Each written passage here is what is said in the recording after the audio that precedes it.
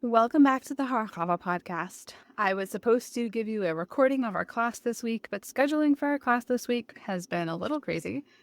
All of us are on different schedules this week, and so we're actually going to meet on Shabbos to learn the Sikha from Parsha Ki Savo. And so I wanted to just record a quick summary here, both for the podcast as well as for those locally who aren't going to be able to make it on Shabbos.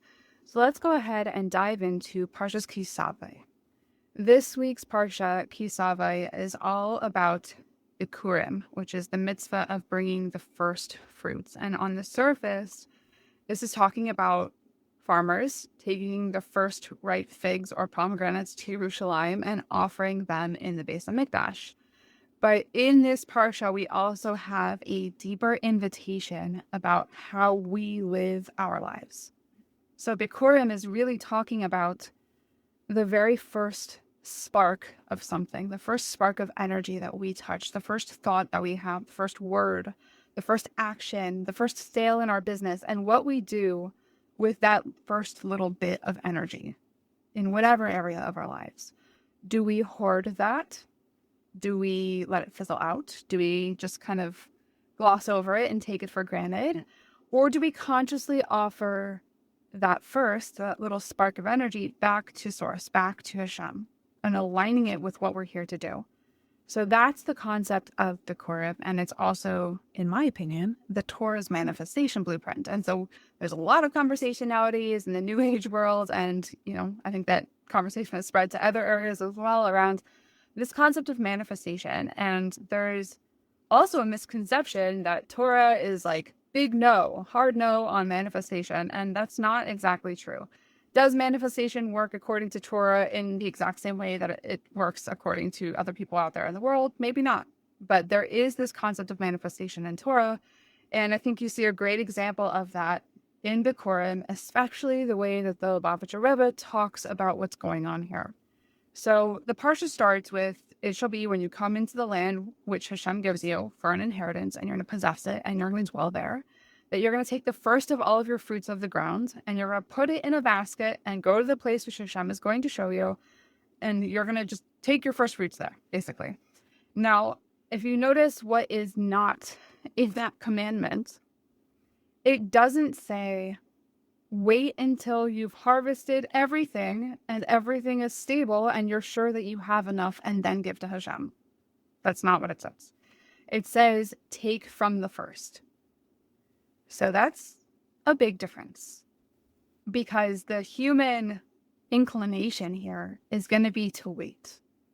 Wait until we're ready. Wait until it's perfect. Wait until we hit a certain milestone. Wait until our business grows to a certain level. Wait until the kids are older or until we feel more spiritual. And the Torah is saying, don't wait. That first spark, that first little bit of success, that first energy that you put into something is actually the one that is the holiest, that consecrates everything else that it is that you're going to be doing. And so the invitation here is really to give back the very first energy of our life in every little area, whether it's the modeh we give when we first wake up every morning, or it's the first little bit of energy that we have when we see our kids, or it's the first little bit of food that we make for Shabbos, whatever it is, to take that first and just bring that first back into alignment and not wait until we're done, not wait until our day is over, not wait until we've made it, but right at the very beginning, how can we take that first spark of energy and bring that back into alignment with everything that we're here to do? Now, there's a concept of first in Torah, and the Midrash has this really beautiful conversation of like, what came first? There are different firsts. What came first? So it seems like, in one perspective, that Torah is first, because it says Hashem created the Torah as the beginning of his way. But then the Midrash points to another verse where it says Israel is holy to Hashem, the first of his harvest. And the conclusion actually in this Midrash conversation is that Yisrael came first. Why? Because the same way that you wouldn't write a letter to someone who doesn't exist, the Torah is almost like Hashem's letter to the Jewish people, which means that the Jewish people were there first, right? And that means that we come first. As individuals, we come first. And does that mean that the mitzvahs are not important? No, it doesn't mean that the mitzvah is not important. But it also doesn't mean that we need to wait until we've accomplished a certain amount to feel connected. Like, doing Torah and mitzvahs does not make us connected. It reveals connection that is already there. We come first. We are already connected from the very beginning, from before the very beginning. We already are first and foremost connected to Source. And then the Torah is the channel that allows that truth to be revealed out into the world. And when you have that in mind, you have this concept that the Rebbe talks about in his Parsha Ki Savo, that the preciousness of every single Jew is completely unconditional before Hashem. The Rebbe says that someone doesn't need to be a Torah scholar, doesn't need to be one who learns Torah or fulfills the mitzvahs, but rather anyone who wants can approach the king when he is in the field and is able to greet the king, who greets everyone with a pleasant countenance. So the translation of that is like, you don't have to be perfect in order to be precious. You don't have to be a Torah scholar. You don't have to have the kids dressed perfectly. You don't have to run your business flawlessly. Hashem is going to meet you wherever you're at before you've accomplished all the things that you think you need to be accomplishing. He doesn't need our polish. He needs us. He needs us showing up as who we really are in this world. And that happens before we even do a single thing. Now, when I was doing some research for this Parsha, for what I'm going to teach tomorrow, there was a Ramban that jumped out at me that is beautiful, where the Ramban points out that the Torah didn't prescribe an amount for the mitzvah of Bikkurim. So even one grain or one piece of fruit of that species exempts the entire field and elevates the entire field to a holy status. Okay, so this concept of Bikkurim, of bringing your first fruits, there's no minimum quantity here. One grape, one fig, one grain of wheat offered consciously counts, which means that in our lives, it's not about how much we're giving or how perfect our practice is or how spiritual our mornings look on Instagram. It is about taking a tiny, conscious step and having this little moment of alignment. And just that one thought of alignment at some point in our day completely elevates and sanctifies our entire day.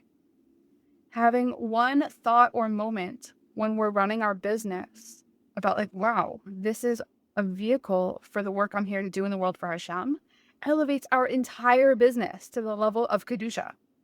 One moment with our kids where we acknowledge what a beautiful blessing they are elevates our entire relationship with our children, right? It's this one little spark, this one little grain, the Ramban is saying, is enough, right? The first fruits don't have to be impressive. You don't even search for like, well, which is the best of them? Like, just pick one and do it. Just pick one little moment and choose to reconnect that moment to Hashem, and it elevates everything else. And the Rebbe points this out in the Sikha, that even one thought, one speech, or one action, which seems of little importance compared to the rest of his thoughts, speech, or actions, even that one thought, speech, or action is part of Bikkurim.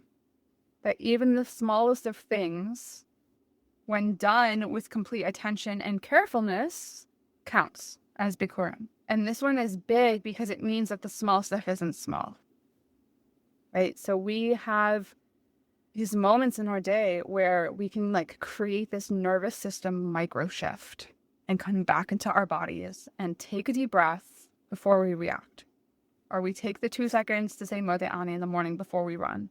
We send that first email with just like the trust that this is just part of our avodah to Hashem also, right? And all of that is Bikkurim, and all of it is holy, and nothing is wasted, and every single little detail of our day now becomes a part of our relationship with Hashem.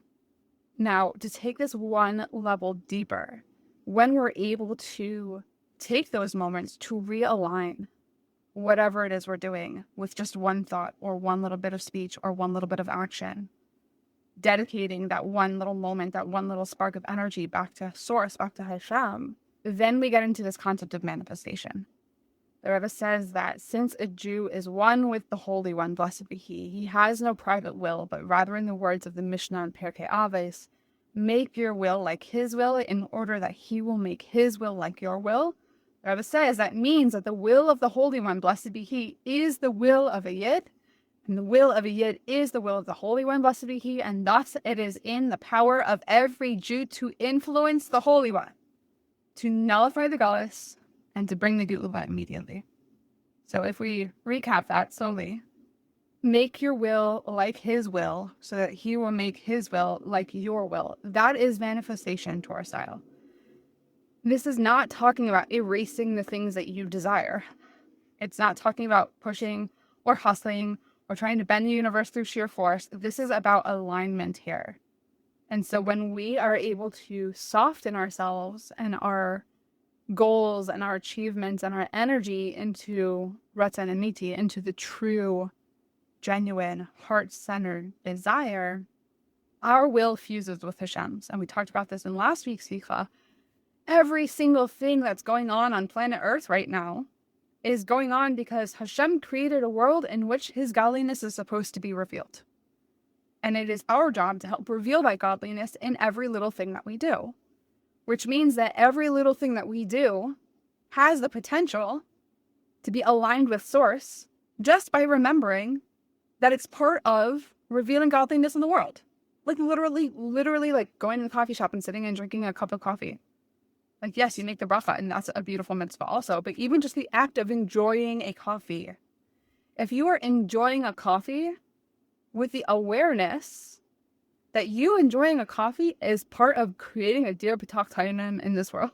Like, it is part of creating a dwelling place in this world and revealing divine energy in this world because you are aware that the coffee you are consuming is also divine energy. You have just elevated that entire coffee shop and everything in it, right? You have just elevated your entire day. And your desire for a coffee is the same as Hashem's desire to create a dwelling place in the lower worlds. They are one and the same. Your will is his will, and his will is going to be your will, just by having that alignment.